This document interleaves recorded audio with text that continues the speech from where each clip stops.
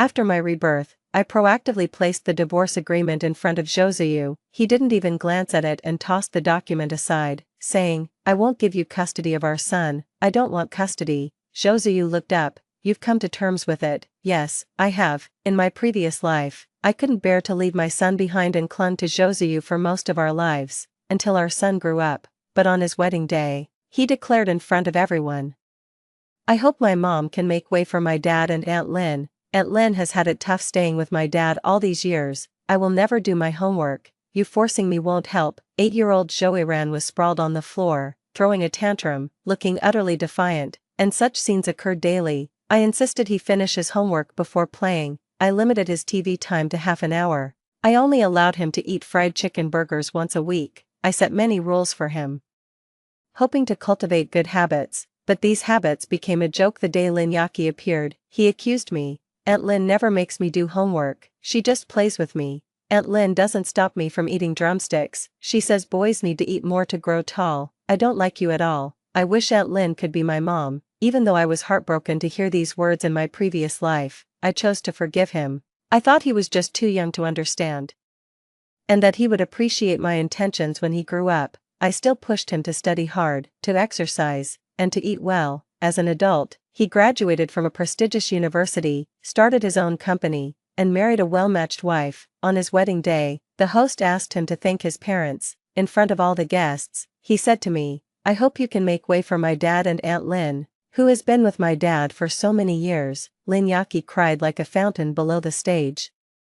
It seemed as if the hardships she endured over the years were all worth it at that moment, and I, standing on stage, appeared redundant and foolish. "Mom, you forced me to do things I didn't want to do since I was a child. If it weren't for Aunt Lin's quiet warmth and encouragement behind the scenes, I would have been ruined. You and Dad had no marital affection left. Why keep occupying this position, making everyone unhappy?" I don't know how I managed to leave Joiran's wedding in such a daze. All I knew was that after I walked out of the hotel, I was hit by a car due to jaywalking and then unexpectedly reborn. Watching my mischievous son at this moment, I nodded. "Okay, no homework." Joiran, lying on the ground, looked up at me in surprise. "Are you serious?" "Of course," I said calmly. "Can I continue watching TV now?" "Not only can you watch TV, but you can also play on the tablet." "Can I eat chips while playing?" Joiran asked, pushing his luck. "Whatever you want."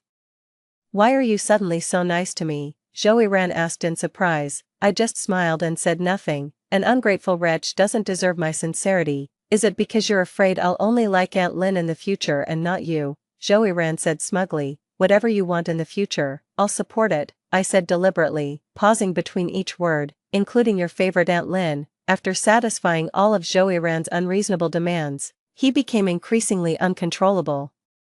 The first thing he did after coming home from school was to play on his tablet. He played during meals. He even slept clutching the tablet. If he stayed up too late and couldn't wake up, I wouldn't call him. I let him sleep until he woke up naturally. If he wanted to go to school upon waking, he could. If not, I wouldn't force him. I let him indulge in his favorite snacks. I've had enough of handling everything myself. Even the maid couldn't stand it anymore and kindly advised me, "Madam, by spoiling the young master this way, you're actually ruining him." "How could that be?" I retorted sarcastically. "Forcing him to do things he dislikes would truly be the ruin of him." However, such days didn't last long before my son Joiran's unusual behavior started causing dissatisfaction at school. His homeroom teacher called me, saying that Joiran was being defiant in class, unabashedly telling the teacher, "My parents don't bother with me, what right do you have to do so? I'm sorry, I really can't control him. If there's any issue, please contact my husband instead." I gave the teacher my husband's number. After hanging up, I continued with my beauty treatment. When I finished my beauty treatment and returned home, I found Josuyu, who rarely comes home, standing in the living room. His face looked extremely unpleasant, his voice tinged with sarcasm. "Shunshi, your tactics are getting more sophisticated, using our son to force me to come back." I did indeed want Josuyu to come back. After all, calling him was useless. I can't remember when Josuyu and I started having such a hostile relationship. We were clearly in love freely, married voluntarily, shared hardships, and started a business together. Once the company stabilized, I stepped back to focus on supporting my husband and raising our child. I devoted too much energy to our son. And by the time I realized something was off with Josuyu, he had already emotionally strayed. His attention was on Lin Yaki, a 20-year-old intern at the company, youthful and delicate. I accidentally saw the messages between Josuyu and her. Josuyu wrote, "You remind me of my wife when she was young. She was as lovely and delicate as you, and now," Lin Yaki asked, sending a curious and cute emoticon, "now, she's gotten plump, and sometimes being intimate with her feels a bit sickening." I never expected to be perceived that way by Josuyu. That incident enraged me like never before. Feeling deeply insulted, I insisted on a divorce. Josuyu didn't agree, explaining it was just harmless flirting and told me not to overreact. Both our parents tried to persuade me, mentioning our 2-year-old child, urging me to not hold it against Josuyu this time. Josuyu also swore he would not contact Lin Yaki again and immediately fired her to show his loyalty to me. Moreover, at that time, Josuyu indeed hadn't had a real affair with Lin Yaki. Eventually, I chose to forgive him. I even began to reflect on whether I had indeed focused too much on our child, thereby neglecting Josuyu and myself. As I tried to change, Josuyu physically cheated. As I was at the hospital caring for Heroine, who suddenly developed a high fever, I called Josuyu. He responded impatiently, "Enough, Shinshi. I'm just out for business entertaining. Stop finding reasons to force me back." Alone in the hospital with Heroine, I received a photo from Lin Yaki late at night. It was explicit. She said, "President Zhou says even if you lost weight, you'd still be ugly, not delicate and cute like me." That moment made me realize, once a man cheats, he cheats. There's no distinction between emotional and physical. Once again, I demanded a divorce. This time, Josuyu didn't refuse, but he insisted that Heroine must stay with him. At that point, for me, Heroine is everything in my life. I have poured all my love into him. He's only 3 years old, his world revolves around me, and without me by his side, he won't sleep until dawn. I can't bear to leave him. I've thought about fighting for custody in court, but I haven't worked for years and can't compete with Josuyu. Our marriage has been entangled like this. He never gave up on seeking custody. I've always insisted on having it. As time went by, Heroine grew up, and I seem to have gotten used to this broken marriage. Sometimes, getting used to something can be truly terrifying. I deeply despised Josuyu's infidelity, yet I ended up spending most of my life with him. Fortunately, fate gave me a chance to start over. I opened the drawer and calmly handed the divorce papers to Josuyu. When he saw the papers, he laughed sarcastically. "Shinshi, I thought you had come to your senses after all this time without making a fuss. What's this now? Isn't the money I give you each month enough?" "It's not enough," I replied. "How much do you want?" Josuyu asked generously. "Half of the company's assets." "What are you thinking, Shinshi? Have you lost your mind?" Josuyu was furious. "The company was founded together by us and belongs to our marital assets. I've consulted a lawyer, and I am rightfully entitled to half," I asserted. "And then," Josuyu said impatiently, "unless we divorce, all this remains marital property. So isn't that what I'm doing now?" I gestured towards the divorce papers. Josuyu scoffed dismissively and tossed the papers aside. "I'm not giving you custody of our son. I don't want it." Josuyu looked up. "Have you come to terms with it?" "I have," impatiently. Josuyu picked up the divorce papers again and started to read them seriously. "I didn't ask for more than what I was entitled to. Furthermore, I willingly gave the custody of Heroine to Josuyu." Josuyu frowned deeply and put down the papers. "Shinshi, you'd better not regret this. Giving up custody means you can't see our son without my permission. I know, once we divorce, there's no way we'll get back together, even for the sake of our son." Josuyu threatened. "Sign it," I urged, not wanting to waste words with Josuyu. If I hadn't been kept away from him, the first thing I would have done after my rebirth was to seek a divorce from him. Seeing my resolve, Josuyu signed his name flamboyantly. "Shinshi, you brought this on yourself. If it weren't for your constant pressure, considering our son and our years of history, you could have remained Mrs. Zhou for life. It's you who didn't cherish that." "Who cares?" I said indifferently. In my previous life, maintaining a marriage with Josuyu was never about clinging to the status of Mrs. Zhou.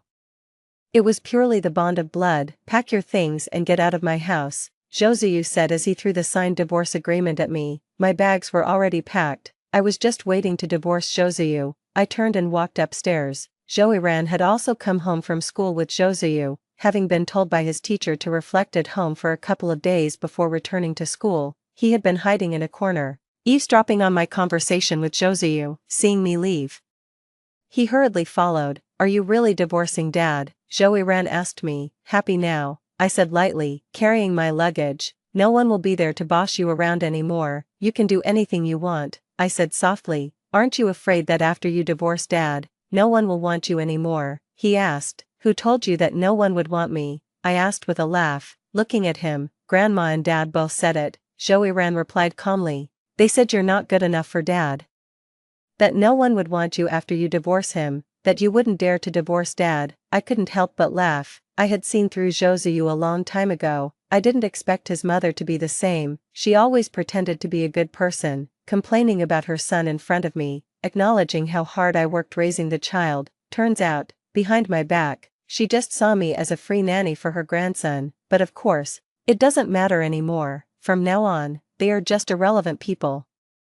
Just promise me you'll really stay out of my life, as well as Dad's and Aunt Lynn's, and I'll plead with Dad not to divorce you. Heroine negotiated with me. No need, I said, gently patting his head. Take good care of yourself from now on, because from now on, his growth has nothing to do with me anymore. I left, dragging 2 large suitcases behind me. I didn't look back. I moved into a nicely furnished apartment I had found in advance, near University A.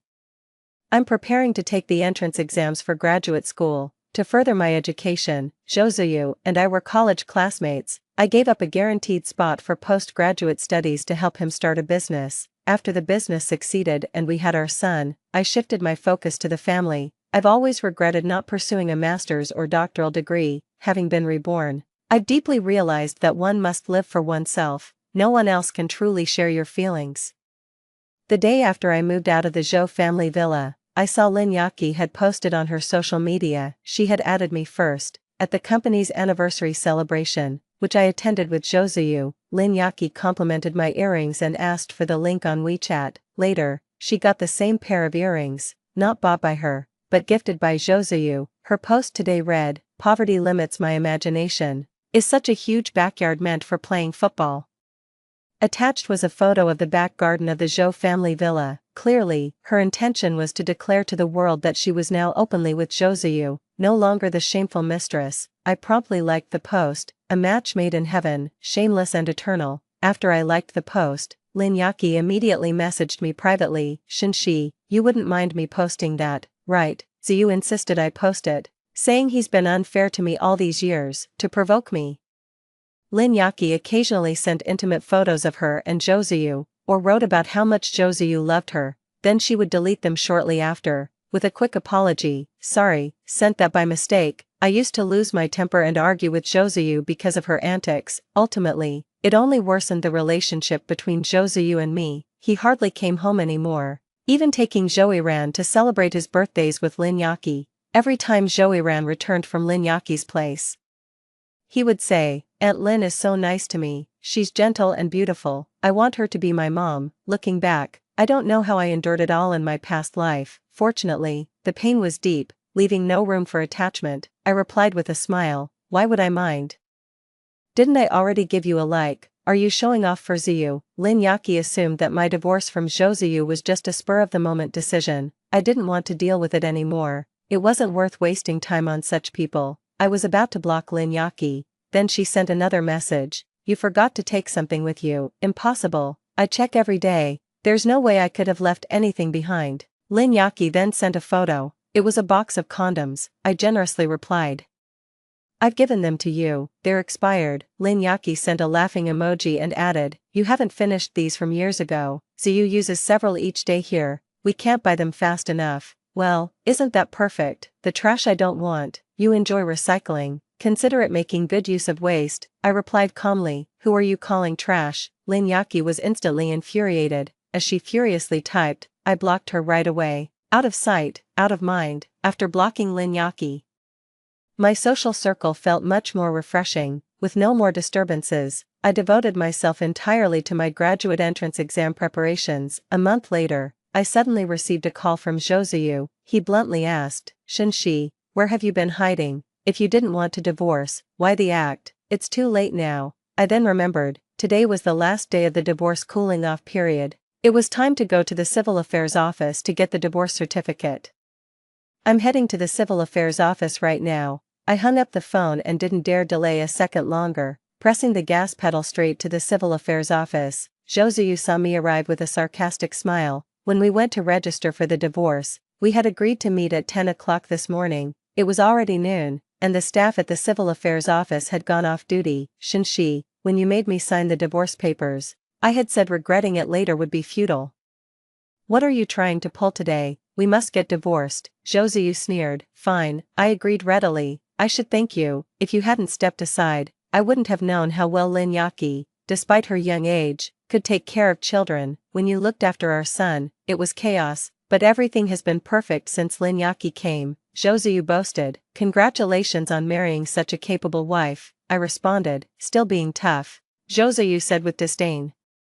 Let's see how long you can keep it up. When I received the divorce certificate, I breathed a huge sigh of relief. I was afraid that my delay would exhaust Josuyu's patience and he would walk away. I really didn't want to waste another moment on him. Shinshi, Josuyu called out loudly behind me because I was leaving quickly. From now on, we have nothing to do with each other. If you ever regret this, I drove off, not wanting to hear another word from Josuyu, now free.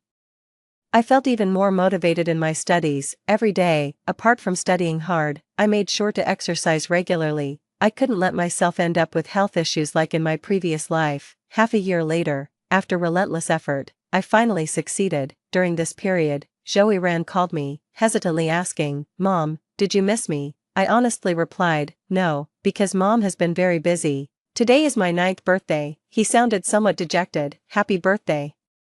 I smiled as I offered my blessings. Don't you want to spend my birthday with me? Your father said that without his permission, I can't see you alone. Can't you ask Dad for permission? Heroine was somewhat agitated. No, I can't. Why must you always be at odds with Dad? Actually, Dad, let's not talk about this anymore. I have important things to do. I took the initiative to hang up Heroine's call. This was something that would have never happened before.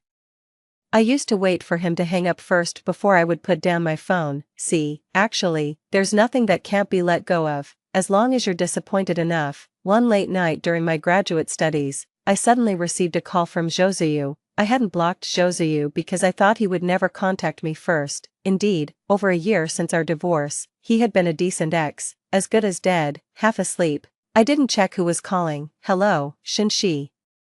I'm not going to give you another chance. Josuyu's voice was cold. I was utterly confused. Was he possessed? Lin Yaki is pregnant with my child, and I'm going to marry her, he declared proudly. Congratulations, I said politely, though annoyed to be woken up in the middle of the night. Josuyu seemed to scoff. Then he hung up the phone. I didn't take it seriously, that is, until I received the wedding invitation from Josuyu and Lin Yaki.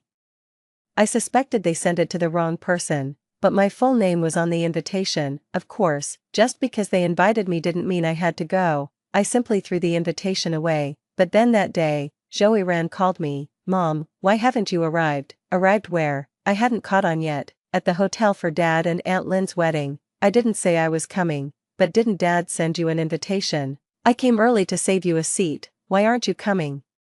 Heroine's voice was breaking. I felt unmoved and simply said, I have my own matters to attend to. I can't make it. Thanks for saving me a seat. You can give it to someone else now. As I was about to hang up, are those matters more important than me? Heroine asked, devastated. I thought for a moment and answered very seriously, yes, they are more important than you. You are not important at all. After rejecting my son, Josuyu called again. Shinshi.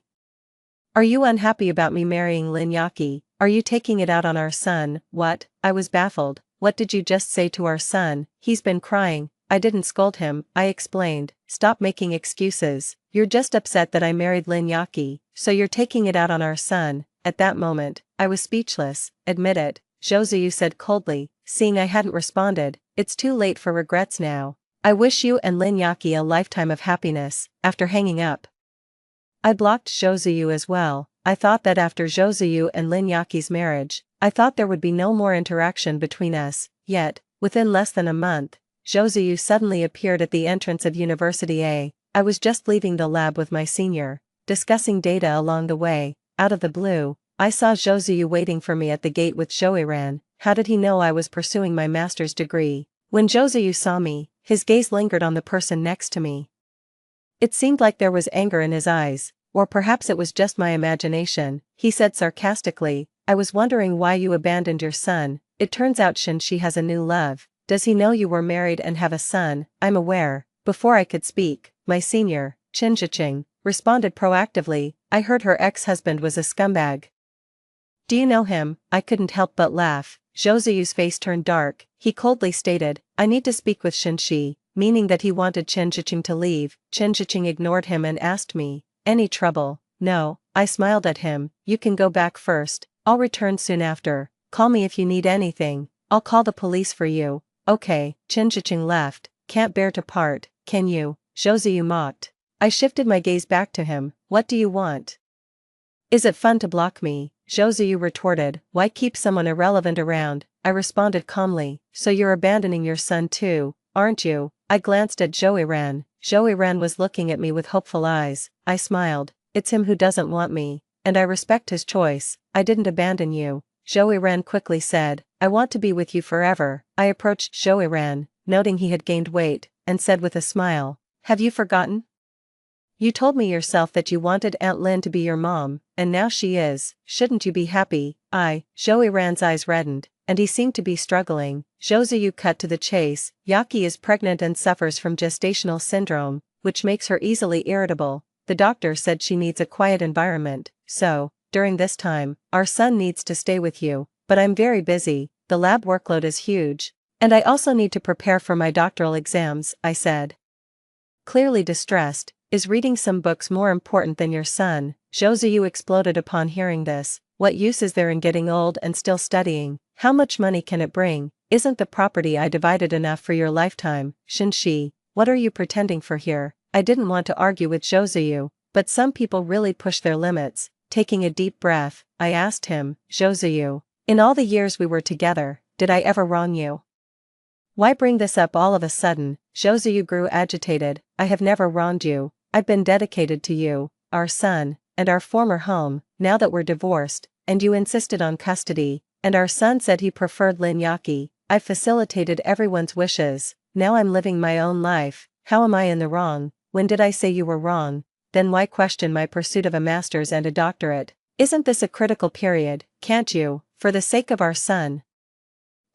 Why do I always have to make sacrifices? I asked Zhozuyu coldly, laughing. When we graduated from university together, you asked me to give up my research opportunity to start a business with you. After our business succeeded and we had our son, you wanted me to sacrifice my career to return to the family. Then, after our divorce, as you wished, I gave up custody of our son. The more I spoke, the more absurd it seemed to me. Now, you have a new family and no longer need your son. You want me to sacrifice myself again to contribute to your happiness. Zhozuyu, don't you think you're being shameless? When did I say I no longer needed my son? I only said that during Lin Yaki's pregnancy, you could temporarily take care of him. I will double the child support, Zhozuyu retorted, clearly agitated by my words. What if Lin Yaki gets postpartum depression, or develops nervous exhaustion after that? There are so many ailments one can have, I said sarcastically.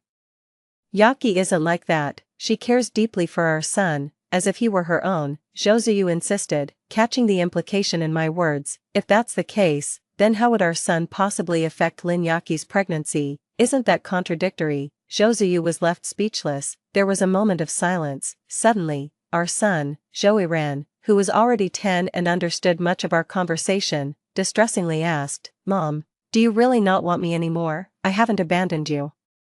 I'm just reassured knowing you have Aunt Lin as your new mom, I gently told Zoe-ran. Previously, to ensure Iran studied well, I often had to play the villain. Now, with no expectations, I vowed to never speak harshly to him again. However, Zoe-ran seemed dissatisfied, saying, Mom, don't smile at me like that, it makes me feel like you don't love me. I stroked his head. How could I not love you? I just don't want to force you to do things you dislike, which might ruin you as you grow up.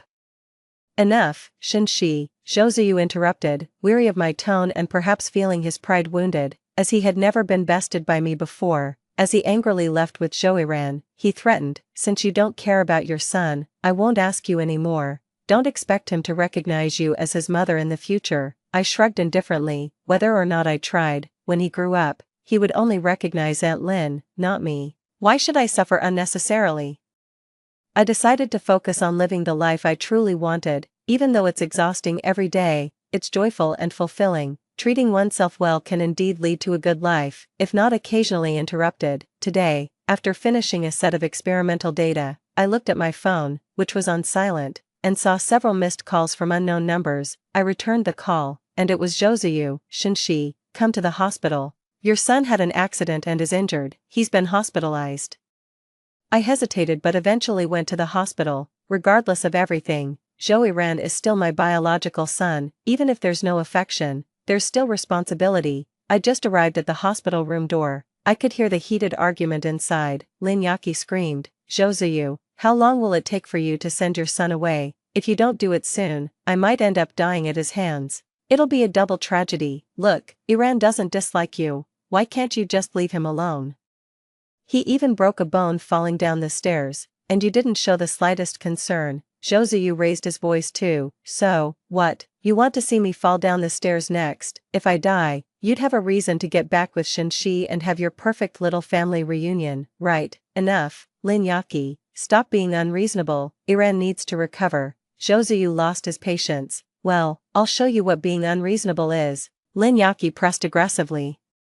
I'm laying it out today, either you get rid of your son or I'll jump off a building with the child in my womb. Iran is only 10, where do you expect him to go? Joseu's voice trembled with anger. I don't care where he goes, I just can't stand seeing him anymore. Lin Yaki was adamant, otherwise, prepare for a tragedy. With that, Lin Yaki turned and left. As soon as she stepped out of the hospital room, she ran into me. Lin Yaki was clearly taken aback when she saw me. I was stunned too.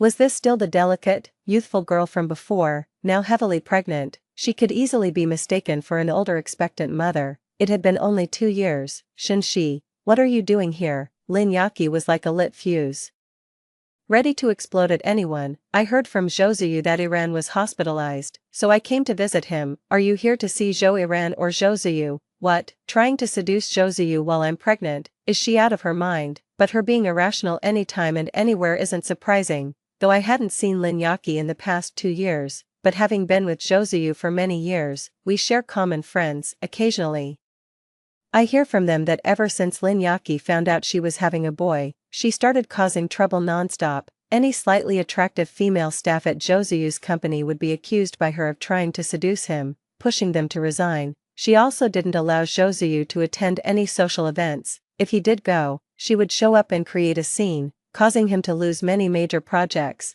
They say Joseu was nearly driven mad by Lin Yaki. Listening to all this, I found it somewhat amusing.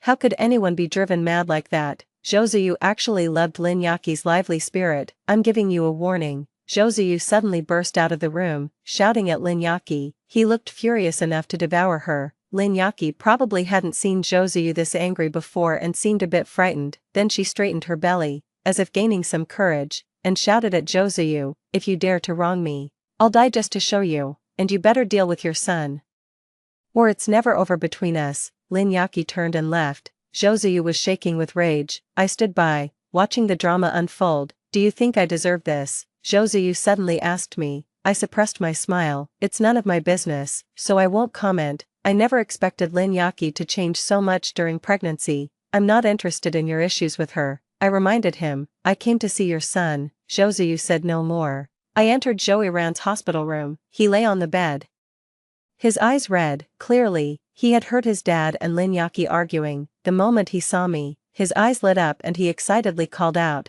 Mom. I nodded, rather unenthusiastically. I simply asked him how he was doing. He told me that when he came home from school today and was going upstairs, he ran into Lin Yaki. He claimed that Lin Yaki deliberately pushed him down the stairs, but Lin Yaki insisted that he didn't want her to have another child who would compete for attention.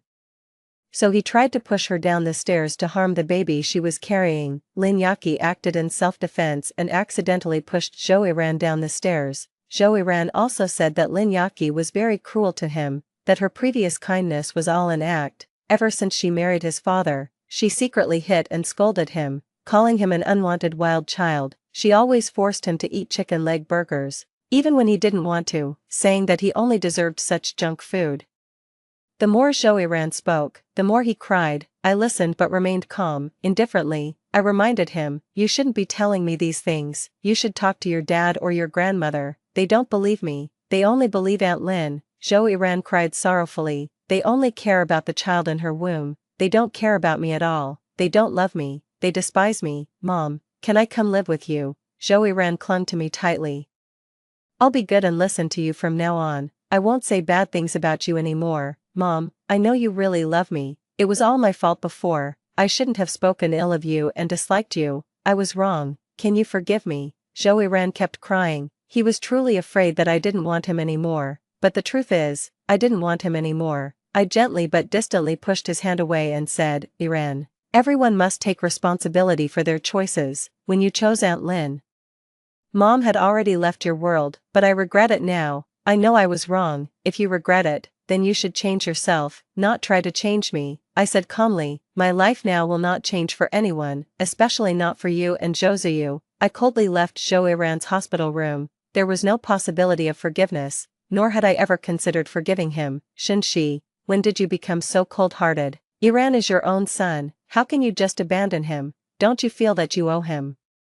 Joseu stood at the door of the hospital room, angrily confronting me. I paused, responding methodically to Joseu. Firstly, according to our divorce agreement, I have been providing child support every month. I have fulfilled my responsibilities as a mother and have not neglected him. Secondly, Heroine is also your biological son, and you have custody. So you should be the one to manage your household affairs and ensure that Heroine has a comfortable living environment. Lastly, our marriage ended because of your infidelity. You have no right to say that I owe Heroine anything. If anyone owes him, it's you. Joseu flushed with embarrassment. After a moment, he seemed to muster great courage and asked me, Shinshi, must I humble myself before you? I looked at him, puzzled. By doing this, you want me to apologize to you voluntarily, to say that I regret divorcing you to marry Lin Yaki. Fine. I admit, I was wrong. I shouldn't have fallen for Lin Yaki's seduction back then. It was wrong of me to let her ruin our relationship and marriage, and to divorce you because of her, Joseu said, his regret tinged with arrogance. He continued, I promise you, once Lin Yaki has had the baby and the law allows, I will divorce her immediately and we can be together again. I remained silent, utterly shocked by Joseu's words. I couldn't fathom how shameless a person could be to say such things so matter-of-factly.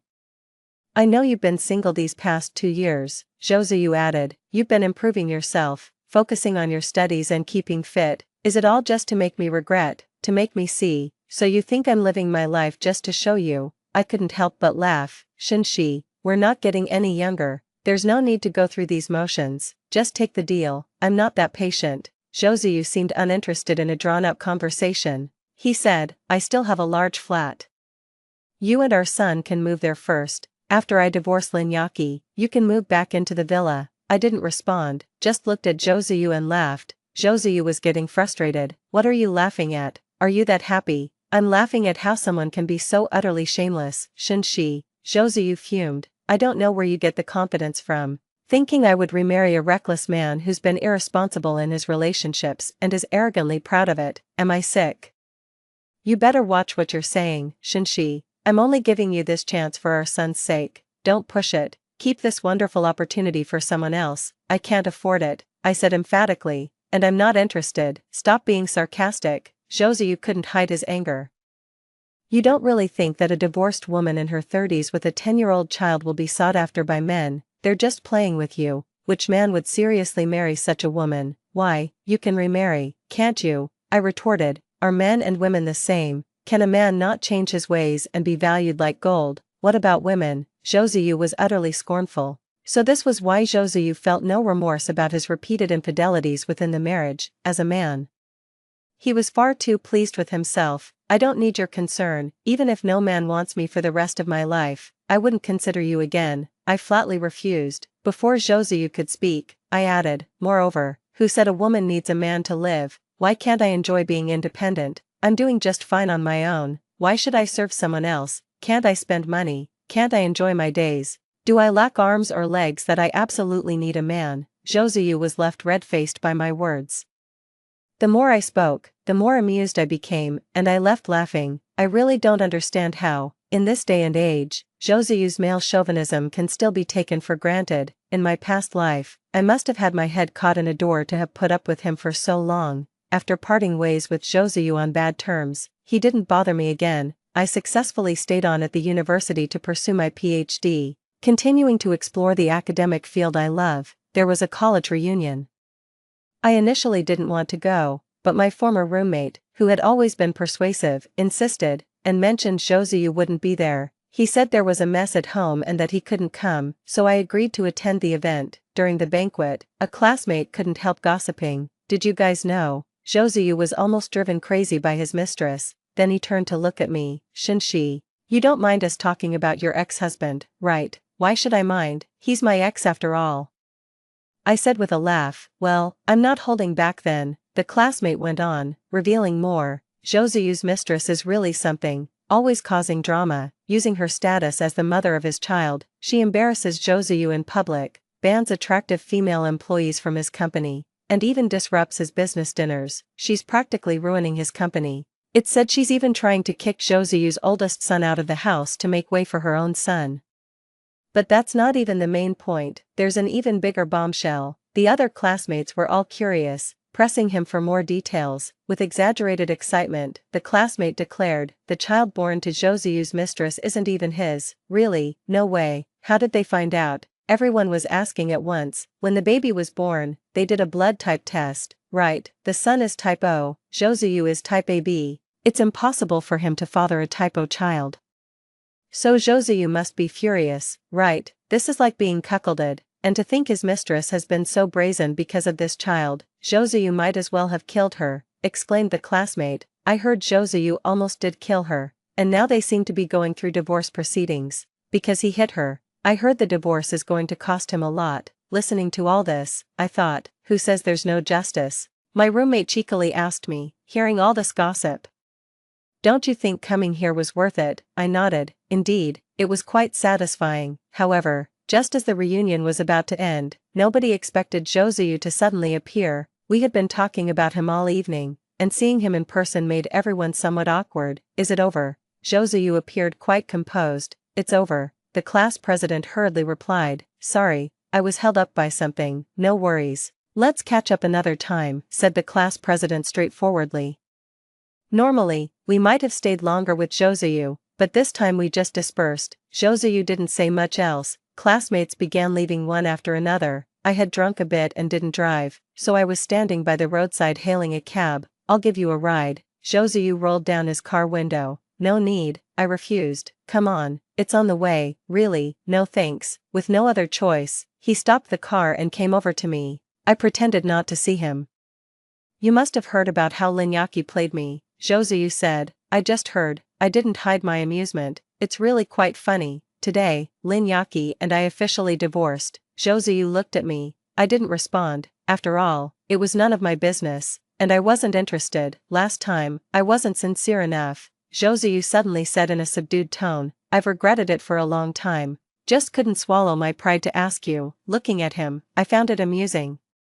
"You can swallow your pride now." "What, suddenly no one wants you? Aren't men considered priceless once they've truly changed?" "Shinshi, I admit I was harsh before, but I never intended to hurt you. I just didn't know how else to get you back," Joseyu said helplessly. "So I resorted to reverse psychology." "Thanks for your reverse psychology. It only succeeded in making you more repulsive to me." Joseyu's face flushed red and then turned pale from my words. He said, "Shinshi, I'm sorry.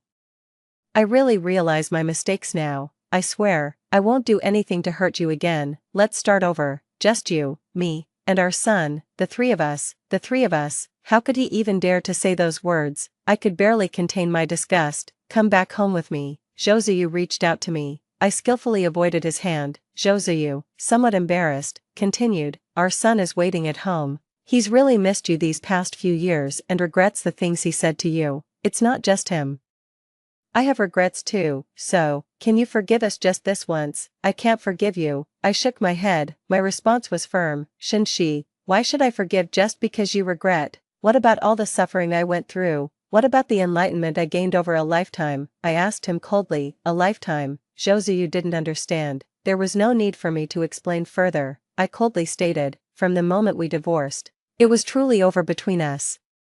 You don't need to waste your time coming after me, and don't use our son to try to reconcile. It's useless. Not only is it useless, but you also annoy me because you disrupt my life. Are you worried I won't really change? Josuyu asked. It has nothing to do with me. If I were you, I'd have concerns too. Josuyu seemed to understand me, saying, I'll show you. How much clearer can I be? I will not get back together with you. Aren't you still single? Josuyu assumed my being single meant I was waiting for him to reform. I had no strength left to explain. Josuyu was too confident. He thought that just by turning around, I would definitely be waiting there for him. Let him think what he wants. Eventually, he'll realize that I've long moved on, far beyond his reach and unworthy of me. Half a year later, at the centennial celebration of University A, all alumni of University A were invited to attend. The campus was bustling. As a distinguished alumnus, I stood at the podium in the grand auditorium. The hall was packed, including Josuyu among the audience. He probably couldn't believe that I was standing on such a prestigious and significant platform. Behind me on the big screen were all my academic achievements over the years, achievements that would leave a permanent mark in the university's centennial history. After my speech, thunderous applause filled the hall. I thought I heard someone shouting, "Senior sister, you're amazing." I smiled and bowed before leaving. Walking through the campus, many students came up to me, wanting photos and autographs. After finally managing to send off waves of students, I saw Josuyu and his much-grown son. Heroine, appearing before me, Heroine excitedly said, "Mom, I just saw your speech in the auditorium, and I'm so proud of you." Everyone around was saying how incredible you were. I smiled faintly, offering a polite thank you before turning to leave. Shinshi, Josuyu called out to me nervously. I looked back at him. His eyes still carried a look of surprise, as if he couldn't pinpoint when I had started to change. I had become completely different from the middle-aged woman he remembered, who used to revolve solely around him and our son. He sincerely expressed, "You were really impressive today. I hadn't expected you to achieve so much in the academic field." "So, have you finally come to realize?" I asked him, with a hint of mockery. Josuyu's face showed a trace of embarrassment, but he quickly masked it, saying, "It's not because of your achievements that I want to reconcile. I've been wanting to get back together even when I didn't know about them." "I know you've always resented me for betraying you," Josuyu said anxiously, seemingly realizing that I was drifting further away from him. He said passionately, "The truth is, I've always loved you. My thing with Lin Yaki was just a fleeting attraction and male vanity. I never once thought of divorcing you. Lin Yaki and I were just play acting." It felt like the biggest joke I had ever heard in this life and the past one. But I did not interrupt him. Josuyu continued regretfully. "The reason I insisted on having our son's custody was to avoid divorce, knowing you wouldn't bear to part with him, but I never expected you to actually give up the custody, leaving me no choice but to agree to the divorce. After the divorce, I never intended to be with Lin Yaki. I'd been waiting for you to come back. I even took precautions every time I was with Lin Yaki because I never thought about having a child with her. So, I should be grateful to you for the magnanimous act of using protection while betraying me emotionally and physically." Lin Yaki said she was pregnant, and I didn't think much of it, never suspecting she might be cheating on me. "I thought the contraception just failed," Josuyu said, still unable to hide his anger. He paused for several seconds before continuing, "When Lin Yaki insisted on a commitment, I actually didn't agree. Do you remember that night I called you? If you had just said not to marry Lin Yaki, I wouldn't have, but you said nothing, and in anger, I agreed to marry her. Even on the day I married Lin Yaki, I was still waiting for you to stop the wedding. If you had come, I would have chosen you, but you didn't. I had no choice but to marry Lin Yaki." Listening to Josuyu's so-called love for me was really hard to assess. He continued in agony, "After marrying Lin Yaki, she caused endless dramas, making me a laughingstock in the business world. That's when I truly realized how good you were to me, how tolerant. I even wished I could divorce her immediately and get back together with you, but she was pregnant, and legally I couldn't divorce her, so I hoped you would wait for me. I even thought about using our son to win you back, but you kept refusing me. Do you know how scared I was? I was terrified of never being able to find you again." Josuyu's eyes were reddened. Yet, I found it utterly ridiculous. At least, I never felt his fear then. He still acted superior in front of me. Later, Lin Yaki had a son, but he wasn't mine. I was extremely angry yet relieved. I could finally divorce Lin Yaki and be with you. Josuyu looked at me with hope in his eyes. "Shinshi, I'm sorry, I used to be terribly wrong. From now on, if I ever do anything to hurt you again, I'll cut off my own legs. Mom, I'll be good and listen to you from now on. I won't break your heart again. Heroine followed with a promise. I watched the father and son. I saw their remorse, their deep affection, and their anticipation, yet, I remained unmoved, seeing no response from me. Josuyu spoke again. Shinshi, won't you come back to us? Let us make up for the hurt we caused you. Okay, no need. I shook my head. I've healed from those wounds a long time ago. I don't need them, and I certainly don't care for them anymore. Shinshi, Josuyu, don't you think that you're no longer worthy of me? I cut him off.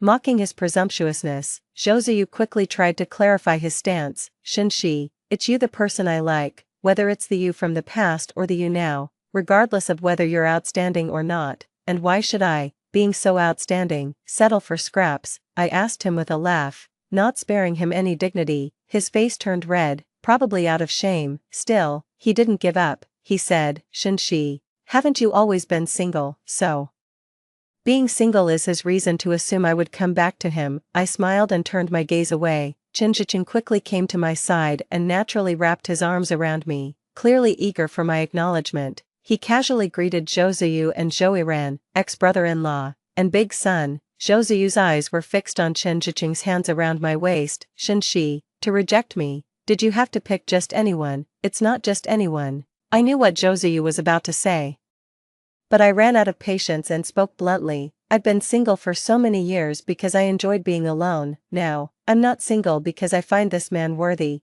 enough to start a new marriage with. I watched as Josuyu struggled to accept this, then twisted the knife a bit more. So, my being single or not has nothing to do with you, it's about my own choice, and you, in my heart, are just a nobody. With that said, I left, arm in arm with Shinji-chan. As we were leaving, Shinji-chan suddenly turned back and said, Shinshi is pregnant, with twins. He knew exactly how to strike at the heart. I didn't look back at Josuyu and Heroine's expressions. I only faintly heard Heroine asking Josuyu with a sobbing voice, Dad, does Mom really not want us anymore? Yes, Josuyu's voice was restrained. She really doesn't. She hasn't for a long time. It was him who had been deceiving himself all along. Story 2. People always said Zhou Qinchuan was indifferent and aloof, but he pursued me like a dog for 10 years, until I was pushed into a raging fire. He didn't hesitate to abandon his fortune worth hundreds of millions and followed me into the inferno, reborn into this life. I decided not to be the bad woman who kept him hanging, and instead devoted myself wholeheartedly to treating him well. Unfortunately, it seems he was reborn too. Lin Huan, do you still want to treat me like a dog like in your past life? Huh. I was cornered by him, forced to sign a divorce agreement. He said he would never want me in this lifetime, absolutely never. When I was 11, someone cruelly broke 5 of my fingers. From that moment, I vowed to become someone at the pinnacle of this world, by any means necessary, without scruples. Later, I did many wrong things and eventually, I was retaliated against and pushed into a fire. As I was being swallowed by the flames, I thought of nothing. But then, a white figure burst into my view and held me tight. It was Zhou Qinchuan, my husband, the man who loved me so deeply, a man without any blemishes in his life except for me. As we turned to ash, I thought, if there is another life, I swear I'll dedicate my heart and soul to only being good to him. 2. This is the divorce agreement, sign it. The flickering lights made my thoughts swirl. The man standing opposite lowered his eyes, hiding the coldness in his gaze. Zhou Qinchuan, don't be like this. I tried to grab his hand, his veins throbbed, and he quickly withdrew his hand. This was the first hour and 41 minutes of my rebirth. Suddenly, I felt an inexplicable sense of relief. Zhou Qinchuan finally realized I was a bad woman who deceived him out of his money and emotions. He didn't want me anymore. 3. I sat in a cake shop, looking through the thin glass, watching 2 figures swaying in the opposite school building. Zhou Qinchuan surely didn't know I was secretly watching him explain a problem to that girl, who was nearly clinging to his sleeve. Yes, in this life, Zhou Qinchuan should know who is kind and who is innocent, but still, I propped up my chin and sent a message to that girl. Xiaomiao, how are you seducing your brother-in-law? 4. Lin Xiaomiao is my younger sister, to be precise. She is the real daughter, and I am the fake one. I was picked up by Lin's mother on a stormy day when I was 12. Everyone thought it was a coincidence, but it wasn't. To make Lin's mother find me pitiful on that rainy day, I deliberately broke my own leg. I wanted glory and wealth, to be above everyone else, to never taste that bone-deep humiliation again. When Lin Xiaomiao was 16, she was found and brought back to the Lin family. She was always kind, innocent, and pure.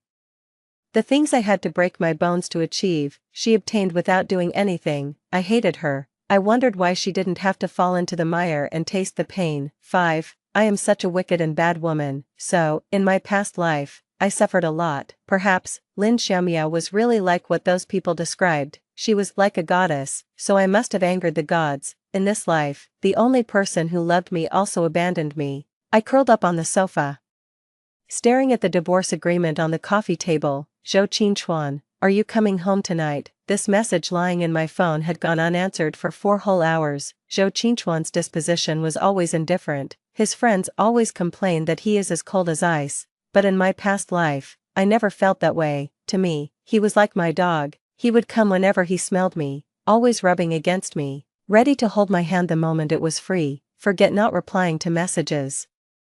If I said one thing, he would respond eagerly with 10, but now, a message popped up, and I thought it was from him. I hurried to check, but it wasn't. It was from Lin Xiaomiao, a message accompanied by a picture. Sister, I didn't mean to seduce your husband, I just want to help manage our father's company, so your husband was just introducing me to some people. In the photo, the girl stood next to him with a charming smile. They looked like a perfect match. I must have called Zhou Qinchuan a dozen times, he didn't pick up, and eventually, he just blocked me. Actually, Zhou Qinchuan was never good with social niceties, he was all about academia. In my past life, to take some shares of my father's company from Lin Xiaomiao, I asked him to help me win over those in the pharmaceutical industry. He did it without a word of complaint. I never considered that he was a professor from a prestigious university. Too dignified to bow down and beg favors from those people. I only remember one incident from my past life. I was discussing a partnership and got drunk, so I called him to pick me up. The private room was filled with influential figures, and as I leaned against the sofa, I watched his pale figure approach step by step. Come here, calling him over as if teasing a dog. A highly respected medical professor, a man who never lowered his chin in his daily life. Being joked about by me in public like that must have felt exhilarating at the time. Everyone thought he would storm out, but what did Zhou Qinchuan do then? He walked up to me step by step, then he naturally squatted down and grasped my ankle. He adjusted my dangling high heel. Looking up, his eyebrows seemed like a gentle mural. It's getting colder tonight, don't catch a cold. Huan. He liked calling me that. But after being reborn, he never called me that again. I'm a light sleeper. So I woke up the moment he came home. I lay there, wanting to see what he would do seeing me completely unguarded, but he just walked past me, not even willing to cover me with a blanket. I sat up and threw the divorce papers at his back. The man paused, his spine attractively visible. Don't damage it, if I have to draft it again, you won't get as much. Under the moonlight, I sat there watching him, his tone calm. A shadow of a cloud hid in his pupils, mixed with obscure coldness. I won't sign. I stared at him intently. He seemed to expect it, nodding. Okay, then we'll go to court. Zhou Qinchuan, you bastard. I lunged at him, trying to grab him, but he subdued me easily. Under the curved moonlight, he pinned me on the couch, his hand gripped my neck, not gently at all. I bit the base of his thumb. He seemed not to feel the pain, but suddenly, he let go. A gentle touch brushed across my cheek. So you can cry too. He left these cold and ambiguous words behind. Leaving me alone in the living room, I pressed my eyes shut tightly, as if that would stop the tears from spilling out. Don't leave me behind. I made a vow when I was 10, never to say those words again. I refused to sign the divorce papers. The next day, Zhou Qinchuan withdrew from all collaborations related to me. The Zhou family owns a significant part of the medical industry, and he is a top scholar in this field. I admit, in my previous life, I married him for profit. I knew he didn't want me anymore, but still, when I found out he had shifted all the projects to collaborate with Lin Xiaomiao, my heart felt a dull pain. Although I also felt this was just, in my previous life, he truly saw through me. Lin Xiaomiao was so pure and clean, unlike me, who was accustomed to achieving goals through dirty means. His withdrawal from the collaboration served as a warning to others in the field, and suddenly, I found myself completely isolated. I decided to try and win Zhou Qinchuan over again. Zhou Qinchuan, are you at school? I made some lunch, can I bring it over? I didn't dare to hope that he still had feelings for me, but I genuinely hoped he could remember our past and not be too ruthless. Staring at my phone, which showed no response, I felt my face thickening with shame, after yesterday's quarrel. When it came to matters of benefit, I still had to beg. I planned to cook him a delicious meal and deliver it personally. Then I realized a problem. I had no idea what Zhou Qingchuan liked to eat. On the contrary, he probably knew my likes and dislikes by heart, as feeding me all sorts of delicacies was his greatest obsession in his previous life. I wasn't that delicate, but I enjoyed being capricious in front of him. Zhou Qingchuan, this noodle is too hard. Zhou Qingchuan. Who would eat such soft noodles? Zhou Qingchuan, I don't like spicy food. Zhou Qingchuan, when did you start cooking so blandly? He only got angry with me once. His dark eyebrows and eyes stared at me intensely, his tone cold and serious. Huan, do you think I will always stand by your side? I looked down at my manicured nails and told him, then you can leave. That was my response, and he really did leave, in sub-zero weather. He stormed out without his coat, probably fuming with anger.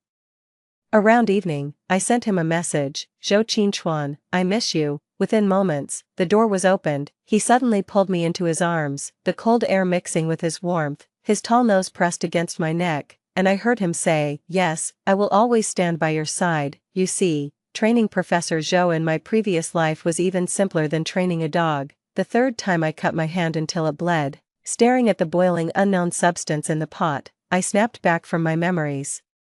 Realizing that I was not talented in cooking, I ended up ordering takeout from Linchuan Pavilion, and transferred it into my own thermos. After all, there wasn't much difference between home-cooked and takeout, probably. Sorry, sister, I didn't know you also brought lunch for Teacher Zhou. He has already eaten the meal I made. Lin Xiaomiao stood in front of me, visibly flustered and panicking. Call him brother-in-law. I smiled at her, noticing her hands tighten within her sleeves. Zhou Qingchuan, I stood in front of the man who was eating his meal, head bowed, ignoring me. I took the chopsticks from his hand and replaced the lunchbox in front of him with mine. He stared at the dish for a moment before finally fixing his deep, dark eyes on me. Look, I extended my hand, covered in band-aids, towards him. I got these cuts while cooking for you. It took me a long time. Won't you eat my cooking? I met his gaze calmly, yet it felt as if I was on the verge of shattering. Finally, he sighed. Lin Huan, this dish looks exactly like the ones from Linchuan Ge. Did you learn it from them? I pretended not to understand the teasing in his words and decided to just let everything go. Zhou Qingchuan, just tell me if you will eat it or not. It seemed like whenever I got angry, he would soften and coax me. I was used to this, but I had forgotten that this wasn't the same as our past lives. Yet, he still bowed his head and slowly ate the seafood congee in front of him.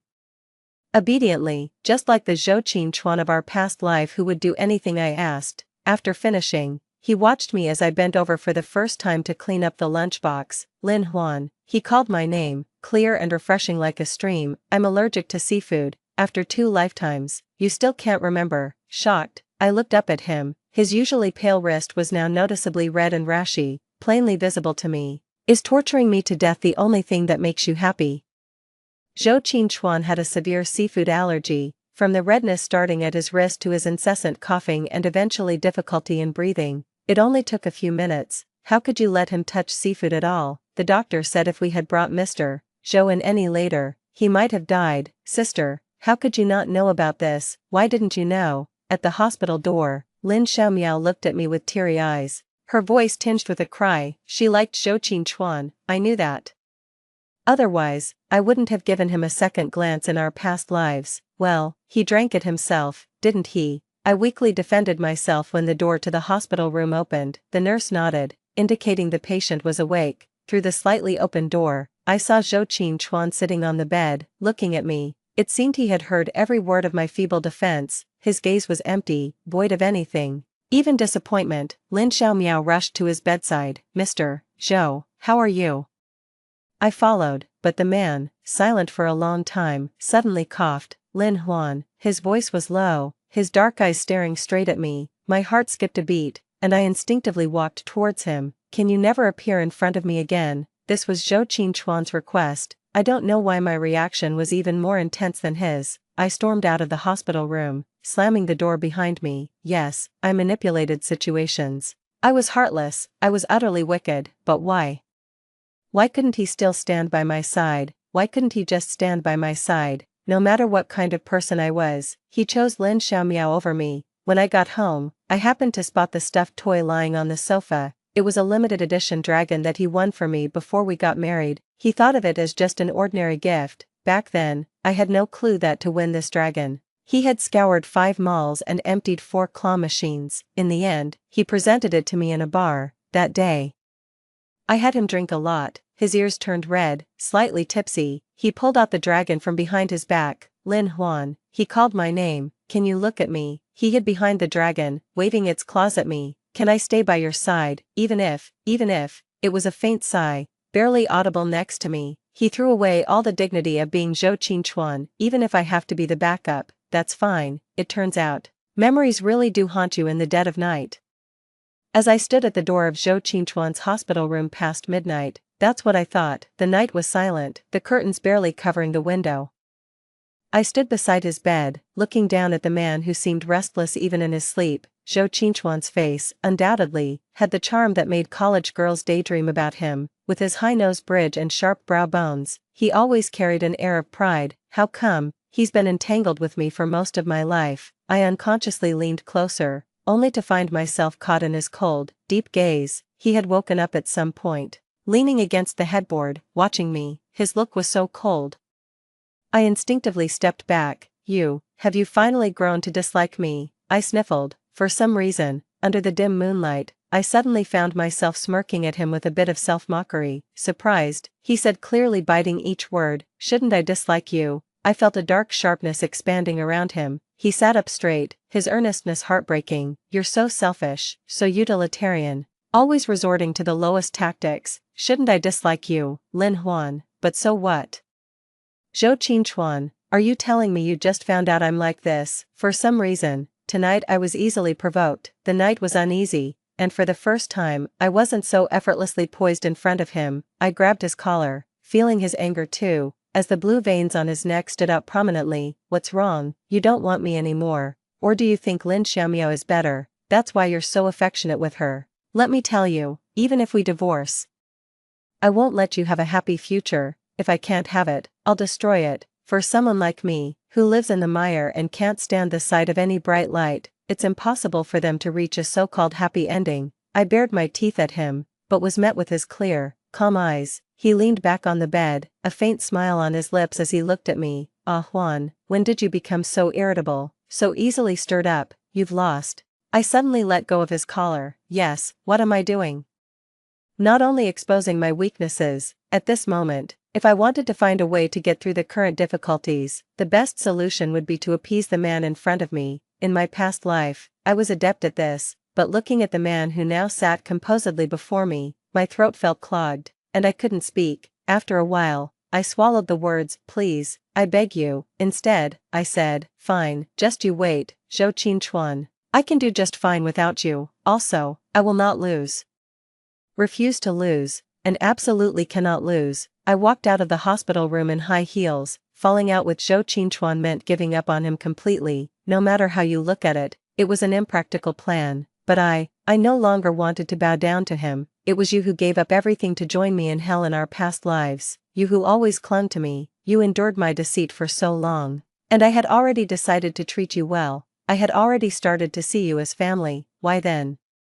I stared at my reflection in the elevator mirror. Luckily, I walked away so quickly, he couldn't see my eyes, red and swollen with tears. Why, tell me now, you've come to your senses. It felt like being thrown back into the mire. Zhou Qingchuan's departure triggered a series of chain reactions. Everything unfolded just like in our past lives. Lin Xiaomiao gradually won everyone's favor, while I became the universally despised villain. The only difference was that Zhou Qingchuan, who had always been by my side in the past life, was no longer here. Miss Lin really knows how to hold her liquor. The middle-aged, slightly corpulent man approached me, reeking of alcohol. I struggled greatly to suppress the urge to pour my drink over his balding head. This collaboration was crucial. My father had already begun to lose hope in me, showing a clear preference for nurturing Lin Xiaomiao. Over the years, my ambition to climb the ranks had made me too many enemies. And what would become of me, an orphan with no support? I might just be kicked back into the mire I came from. Mr. Wang is joking. I brushed my hair from my forehead, and the man stared at me, almost drooling. But whenever the topic of collaboration came up, he would skillfully change the subject, taking the opportunity to ply me with more alcohol. He was indeed a sly old fox. The discomfort from the alcohol continually assaulted my brain, and I squinted my eyes, drinking another glass amid the cheering crowd. But in a daze, a sharp figure suddenly entered my view. The door of the private room opened. "Ah, Professor Zhou, you finally arrived." The disdainful and lecherous old man who had just been ogling me immediately switched to a flattering demeanor, and this was the first time I saw Zhou Qingchuan in 3 months. He still seemed like a pristine white lotus, untouched by the dirt of the world. "Mr. Wang," the man casually nodded at the others, "I'm here to introduce one of my students to you." With that, I saw Lin Xiaomiao timidly peeking from behind Zhou Qingchuan. Now I understood why Mr. Wang had been so evasive earlier. His pharmaceutical company could double its market value if it could connect with Zhou Qingchuan, and with Lin Xiaomiao here, Zhou Qingchuan paving the way meant I had to hand over my deal to her. Strangely, Lin Xiaomiao seemed uninterested, yet she always managed to precisely snatch away everything related to me. The deal fell through. I feared that if I stayed a few seconds longer, I wouldn't be able to stop myself from throwing my drink, half on Mr. Wang's head, half on Zhou Qingchuan's head, so I pretended to greet them and walked out of the private room. But as I supported myself along the hallway, something felt terribly wrong. My body felt strange, as if something was burning up. My head was heavy, my feet light, my body weak. What had that old man, Pai Yongda, put in my drink? The next second, I was abruptly pulled into a corner nearby. I struggled violently, but my body was too weak to fight back. "Hee, Miss Zhou, can you just stay still? Everyone knows you're just a cast-off. You were adopted." There was Zhou Qingchuan, and you squandered that. "However, if you're willing to spend the night with me, I might just consider giving you this deal." His greasy voice exploded next to my ear. The drug was extremely potent. My limbs were weak. I desperately tried to make some noise, but the club was high-end with good sound insulation, and there was no one around. I could only watch helplessly as that man lecherously reached under my skirt. But suddenly, footsteps echoed in the hallway. I had never been so certain that they were Zhou Qingchuan's footsteps. It was only at that moment that I realized how familiar I was with him. I desperately tried to make a noise, but the man was pressing down on me, choking me, making it hard to breathe. For the first time, tears fell heavily due to physical discomfort. "You motherfucker," I heard him panting threats in my ear. Just as the footsteps started to fade, an untimely noise was made. The footsteps stopped, then turned towards us. I struggled fiercely, silently raging. "Zhou Qingchuan, come the fuck over here, I'm about to die." But whether out of rage or desperation, the man pressed his fingers harder around my throat. My heart raced as the footsteps stopped right beside us. Suddenly, a timid, sweet voice called from down the hall, "Mr. Zhou, there are a lot of people in the room, and I'm really scared by myself. Can you come and keep me company? Don't go to such a dark place." The footsteps abruptly halted. My heart sank into boundless darkness. The next second, I was abruptly pulled into the dimly lit hallway. The man's screams also abruptly resounded in my ears. Zhou Qingchuan seemed to have learned some fighting skills over the years, but when the man was thrown out, I was also shocked. Then, I fell into a less than enthusiastic embrace. "Zhou Qingchuan, He took off his coat and draped it over my disheveled form. The turmoil inside me surged more than ever due to his brief touch. Strangely, I resisted letting things continue this way and struggled to get off him, but he held me tightly. My throat was sweet, unable to make a sound. Slowly, more and more people came out of the private room, and I saw Lin Xiaomiao's red, aggrieved eyes. My consciousness then sank into a deep, dark stupor. I was awakened by the cold. The shower continuously sprayed liquid much colder than my body temperature. The man stood by, watching me, his thoughts inscrutable. "Give me my clothes." I tried to get up, finding my limbs powerless. His touch sparked a shiver. I abruptly shook off his hand. In fact, in my past life, I always treated Zhou Qingchuan this way. Temper is nurtured,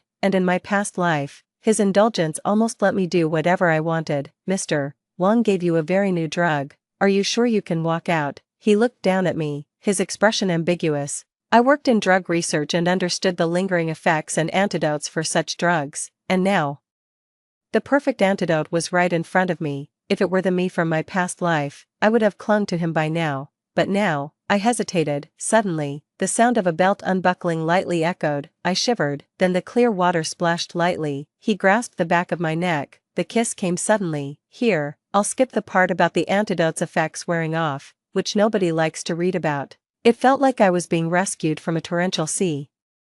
My mind started to regain a slight semblance of clarity, and then, with all the reality of the moment, I slapped him hard across the face. His head turned sharply to one side. Zhou Qingchuan's features are strikingly handsome in an aggressive way, his eyelashes extraordinarily long. From my angle, they were dotted with fine droplets of water. He let out a laugh, like a flower suddenly blooming in ruins. You really know how to use and discard.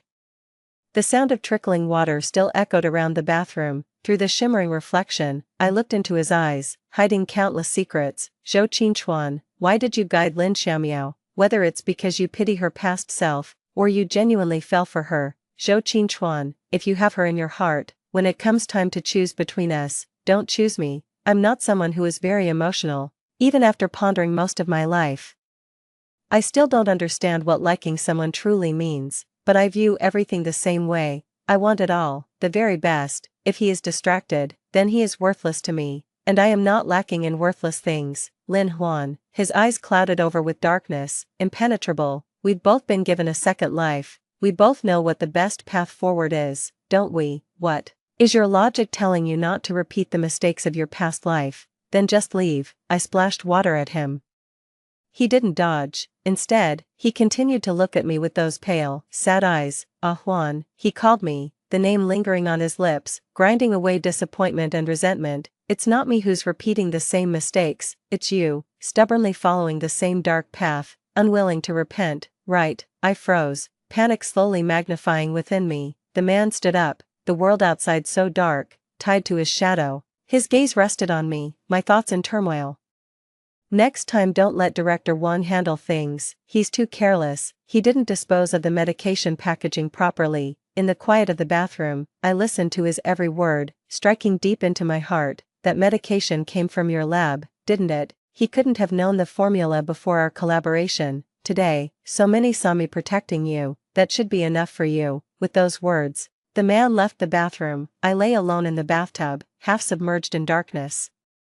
I looked up, staring at the gloomy ceiling. Yes, that's enough, I can't lose. Director Wang might look a decade or two older than me, but he was actually my college classmate. Everything today was orchestrated by me. I gambled on whether Zhou Qingchuan would save me publicly. If he saved me, it would prove that our relationship wasn't as fractured as it seemed, and I could use him again as a leverage for my comeback. I won the bet. Now, there are probably many partners eager to contact me and restart collaborations, but why am I so afraid? The way Zhou Qingchuan looked at me when he left, I suddenly realized, my heart. It turns out I can also be so disoriented and panicked because of his disappointment. Destruction at the root is the relentless redemption of the soul. Why do villains in movies and dramas live so long? Perhaps they are just like me, shameless, having abandoned too much. As the year draws to a close, my position has finally been solidified once again. Lin Xiaomiao messed up several collaborations, and eventually, my father, the capitalist, shifted his focus back to me. Things were supposed to progress positively from here,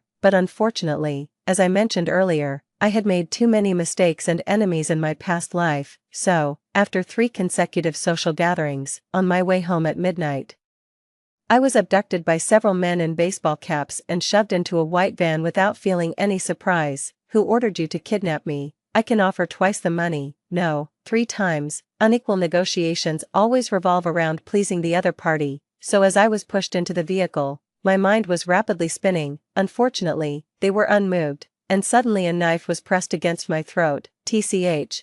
They weren't after money, but my life. May I ask whom have I offended?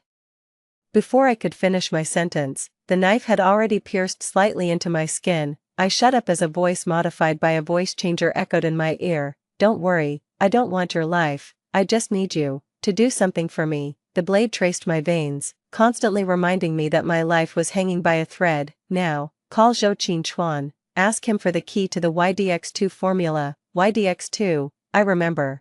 This anti-cancer drug was about to be launched, spearheaded by Zhou Qingchuan. Its release could potentially revolutionize the fields of medicine and pharmacy. Unfortunately, in my past life, both Zhou Qinchuan and I died on the eve of its launch. I was killed in a car accident on the way to the launch event, and he died running into the blazing inferno to embrace me, disregarding his own safety. We're not buddies, I'm just his ex-wife. Do you think I can get something so important? But hearing the kidnapper's demand almost made me laugh. It might be the illusion I created that deceived them, making these people think that Zhou Qinchuan was still the same person I could summon or dismiss at will. Only I knew that even if I died now, it wouldn't cause him a ripple. Tell him you've been kidnapped. Tell him you're going to die. The blade finally drew a line of blood along my neck. The man eased up a bit, then pressed the knife tip against my chest. I really had no choice. From his tone, he wasn't lying. If I couldn't get the key, I definitely wouldn't survive the night. But YDX2 was essentially all of Zhou Qinchuan's life's work. Those people wanted the formula probably to launch it before he could. If I actually managed to get it, it would ruin Zhou Qinchuan's life, the brilliant and great future of Professor Zhou. Compared to the life of a villain like me, it was clear I should sacrifice myself. But unfortunately, as I said, I'm a selfish person. Give me the phone. I can only say I'll try my best. The man seemed pleased with my compliance. Before the call connected, I prepared myself. First, I needed to use a perfectly pitched crying tone, then add a tremble to my voice. Say to him, Zhou Qinchuan, I'm about to die, please save me, because he always fell for my active submission. This way, the chances of success might not be 70 or 60%, but definitely 30 or 40. But the moment the call connected, my mind went blank. Hello. Hearing his softly responding voice reminded me that it had been 4 months since we last spoke. I thought for a long time. Lin Huan, shouldn't you be the most selfish person? Lin Huan, don't you care about your own life? Lin Huan, you already owe Zhou Qinchuan so much, what's a little more? But in the end, as I looked up at the moon outside the window, tonight's moonlight was just too beautiful. I said, Zhou Qinchuan, happy birthday. I said, you're such a fool. Lucky that today happens to be your birthday. Don't fall for me in your next life, dummy. I lunged towards the tip of the knife, wondering what the greatest failure in life is. A miserly, selfish ghost. One day, I gave everything generously. It's so shameful. I've thought about being a good person. If I were born into an ordinary family, with a father and a mother, if I hadn't been kicked and pushed around by everyone from childhood. It's not that I don't want to be a good person.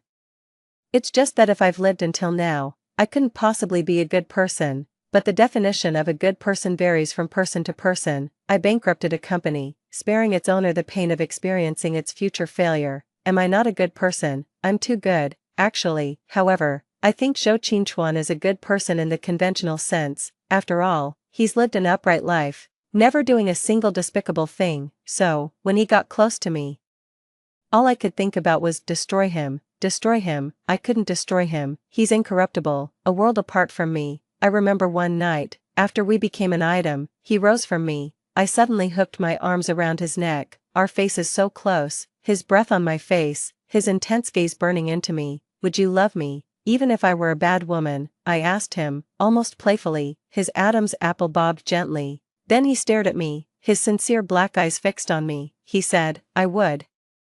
His fingertips touched the most sensitive part of my spine, biting my shoulder, softly enduring. When have you ever not been a bad woman? So I had already ruined him. There was no denying it. The world changes. I don't believe in 100% true feelings in this world. The only thing I'm sure of is his love for me. He managed to do something so difficult. So, if one day my broken life could have a glorious end, then I would reluctantly allow him to give it a grand finale. I stared at the ceiling, moving up and down. Is this heaven? Impossible. Not because heaven looks too much like a ship's hold, but because of the person sleeping next to me. How could Zhou Qinchuan and I possibly end up in the same place after death? You're awake. The person next to me glanced at me lightly, then pulled the slightly slipped blanket back over my shoulders. Where are we? On the high seas. We're probably approaching Copenhagen soon. That's quite a drift. Why didn't I die? You want to die that badly?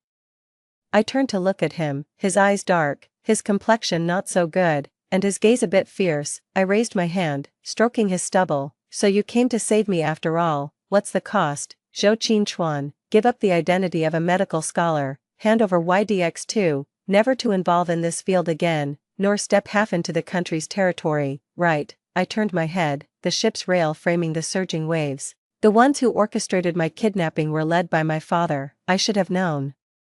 My rights are too heavy. He needed to pave the way for his own daughter. In the end, I'm still just a stray dog that anyone can kick around. The sea breeze carried a faint, moist scent. I leaned next to him, tightening the blanket around me. Zhou Qinchuan, don't you have even the slightest grievance? He stared at me. Ah Juan, there are many things that I just do if I feel like doing them. I've tried taking a different path in life, but it wasn't what I wanted, in this world.